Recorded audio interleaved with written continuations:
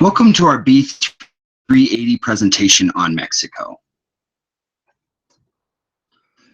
The first thing we're going to talk about are the Hofstede cultural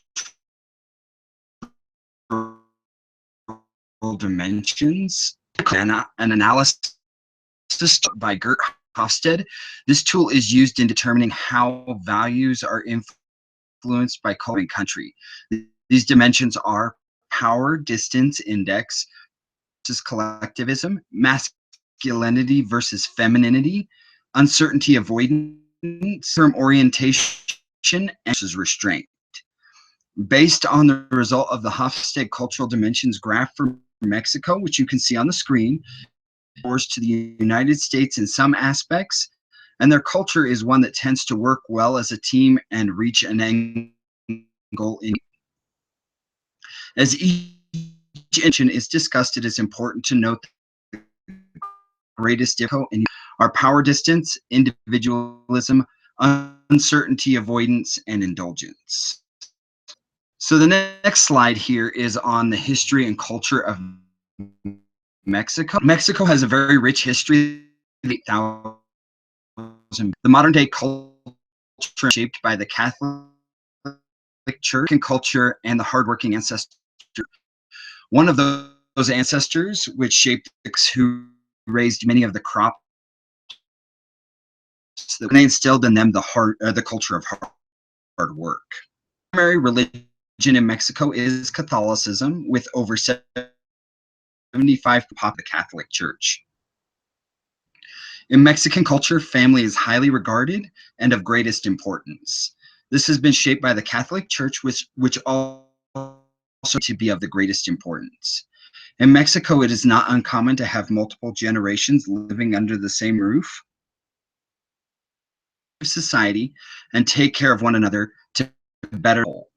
They do have a slight masculinity to their society, and that's due to their proximity to the United States. This means that there is competition and status, and they do play a part in society and the decision-making. They also have a high power distance rating, which means they need hierarchical order. So the next slide, negotiation styles. So cutting straight to the chase in a business deal is not a wise idea. With the Mexican culture, they don't want to just start a deal, sign, and be finished. They want a long-term commitment and relationship with business partners. Your attitude and information should be presented without targeting any negativity. Because Mexico is more group oriented, you don't need to focus on individual benefits or praise, because that's not what they're looking for. To avoid a fast, be afraid to meet several times before closing a deal. They also use deceptive techniques, sending fake nonverbal messages, pretending to be disinterested in a deal or in, and they misrepresent an item's value or make. Also, there also is no need to just push them away, them closer. So as we look at the government and politics in Mexico, Mexico's government structure is government. In Mexico, the president, the Mexican government is divided into three. We have the legislative branch, the judicial branch, and the executive branch. Mexico also has a Congress. However, the roles of they are in Congress is not given control, and essentially they carry the president's beliefs into their organization. One political development that may play a major role in business changes in the United States government with the election of President Donald Trump. He is planning to renegotiate NAFTA. NAFTA will affect business deals because it will cause strain on relationships between Mexico and the American government officials. Mexico is investment, and they have consistently the largest direct investment among emerging markets. Mexico's ability and their proximity to the United help them attract foreign investors. The index, this is a measurement of how easily easily and unhindered economic activity is within a country. Mexico higher than average in economic index and is considered moderately free, while the United States, there are three areas that could be potential issues. The first being labor freedom. We will encounter problem and the redundancy of workers as well as the rigidity. Next, we need to compare the freedom from corruption. In Mexico, completely embedded. Need to make sure that corruption is embedded and accepted in Mexico. Finally, we need to look at the court system in Mexico is inefficient and subject to delays, corruption, and the judiciary and other branches of the government approach this with the same amount of caution approach corruption, as corruption will be present in rights as well. So with the business movement over the past several years, Mexico has been working on increasing their productivity score by changing regulations to make it easier business. However, between 2016 and 2017, their indicator ranking for ease of dropped 21 places, and their tax rating dropped 2 places, but they were able to contract enforcement. So to start a business in Mexico, step process, and it takes about 8.5 days and costs about $770 US. Company name your plan. Then the notary of deed of incorporation, that's signed by all parties. Then they file that deed. A tax registry number. We'll need to register with the Mexican Social Security with the local tax administration, notify local government, as well as register with the National Business Information Registry. Indicator averages. Mexico is pretty average for starting a business, and it may be better than the national or the regional average. They do have a higher tax rating at 70%, but they have really worked on enforcement and have brought the time down to 350 days in that. So as we look at, because of NAFTA, we have very few trade barriers with Mexico. As long as most of our source materials come from North America, and no tariff and no other not to worry about. The only thing is if there's NAFTA, barriers to worry about at that point.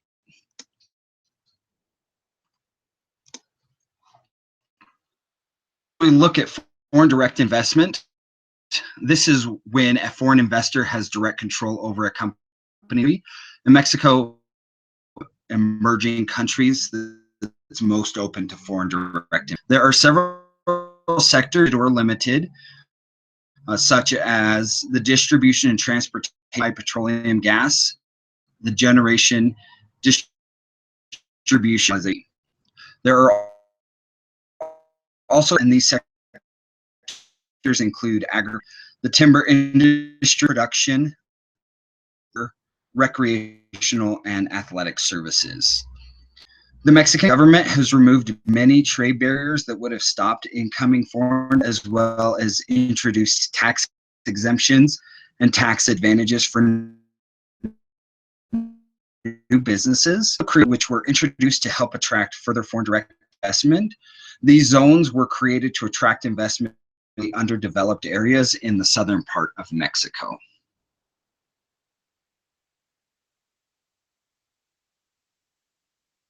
There's several things that we need to look at. The first is GNI, and that's the sum of value added by resident producers, plus any product taxes in Mexico. In Mexico, the GNI has changed each year since 2011, and every year has been different than the year before it. We also need to look at gross domestic product, or GDP, the GDP value added by all resident producers, plus any product taxes, those that are not included in the valuation of. There was also an increase in GDP every year from 2011 until 2014, and the only loss in GDP occurred from 2015. The next thing we need to look at when it comes to entering are inflation rates. Rates measure the rate at which price levels are increasing. This has been a number 2015, and this is when it indicator of loss. Another economic important is the lending interest rate, and that's the money charged in exchange for the use of assets, as annual percentage rate or APR.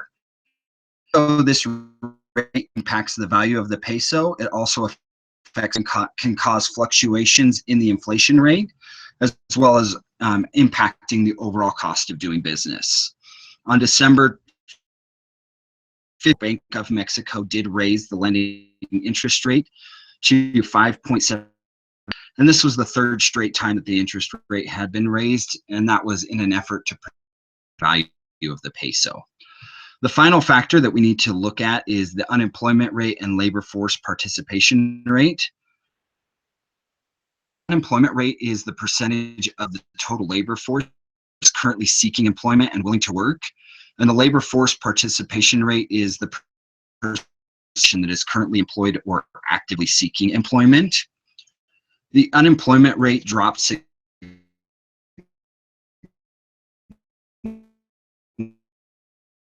significantly. Labor force participation rating increased slightly from 60.3% in 2011 to 61.6% in 2014. And these are signs that Mexico's economy is doing pretty well. Those that can work and are choosing to work are working, and they are. So as we look at the currency, the value of the Mexican peso has fought the decline of the peso, but they have only slowed the devaluation relative to the dollar. From 19.44 pesos per dollar to 21.22 in 2017. And if farms obtain foreign material with pesos, then this will cost us more relative to the dollar. A few ways we can deal with the currency fluctuation are to use market hedges, overvalued currency, search for higher interest rates, or buy undervalued currency.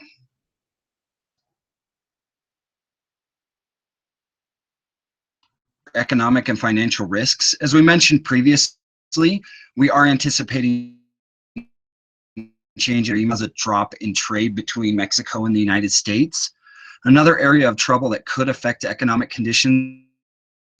So they seek to fill market demand, stimulate new markets for their product. So Mexican cartels profit by using capabilities to expand into new drug markets through innovative and secret means. And research shows that violence in Mexico has increased in 2015. The heavy amount of violence can have an effect on the city for employees as well as business negotiations. An infrastructure in Mexico that is known as the backbone of Mexico's economy. Now, Mexico has tried to increase their infrastructure by partnering with the National Infrastructure Program to build back up networks. And Mexico does have some key infrastructure advantages with technology, transportation, and ports. So a few of the specifics of these are the computer technology. They have high-speed broadband, they have newer highways, railroads, and they do have multiple ports. Mexico's desire to increase their infrastructure and other physical developments does give us hope that business in Mexico. So with the regional economic agreements, so there's the regional trade agreement, which in the World Trade Organization, regional trade as reciprocal trade agreements between two or more partners, and they include free trade agreements and custom unions. Mexico is currently entered into 4 countries, Integration Association, Free Trade Agreement, and protocol relating negotiations among. We also need to look at the bilateral trade agreements. A bilateral trade is the exchange of goods between 2 countries that facilitates trade and investment by reducing or restraints and other barriers. Trade and bilateral trade agreements are that they reduce or eliminate tariffs, they reduce or eliminate import quotas, they reduce or eliminate export restrictions, free the open movement of people, product, and resources. As we look at several of the products producing into Mexico, the first is a reverse osmosis system. There are 12 million people in Mexico without drinkable water. Water quality concerns in Mexico, we believe that our reverse osmosis product help these people attain drinkable water, the water quality of those that do have access to drinking water. The reverse osmosis system using eliminates nearly all using 3-stage filters. The next product we're looking at using is the WaterGuard fuel filter. The many advantages of the fuel filter include a 6% increase in miles per gallon. It extends the mint, it lowers the maintenance costs, and it does remove water and particle contaminants, which do help with emissions as well as protecting. This kit is adaptable to most vehicles in Mexico. One well-known competitor that we might be facing is AutoZone. They own auto stores in Mexico, but it is still a known company. And they do sell fuel filters as well. Unlike to own a vehicle, in Mexico, less than to own a vehicle. So it does create a disadvantage, but this is a popular product. Since it is available, auto will help an unmet market because the product is not very widely available. So the last product we're looking at is ThermoSave, which is a lower cost composite construction material that is easy to use and is very durable. The material is a fabricated panel that has a polystyrene core sandwiched between 2 sheets of concrete board. The product is very durable and has been tested and built to stand up against natural conditions in the world. It is quick and easy to erect, and this product will serve in Mexico. In Mexico, homes are primarily built of bricks and adobe, which do not stand up very well and are not very well insulated. Mexico is situated in a very seismic. The ability to withstand earthquakes will serve the market very well. There's also throughout Mexico, and the insulation offered by ThermoSave for more comfortable living environment. So the alternative that we've been able to find to ThermoSave is a product called DuraRock cement board. And while this product does provide some of the same, it is more like sheetrock than it is a complete building system, and it still requires framing, which has the associated costs that go along with that. In Mexico, as mentioned previously, is a collective and family orientation, and so this would allow families to live in safe. So we want to thank you for taking time to watch our presentation. Here are our bibliography resources that we used in creating this presentation.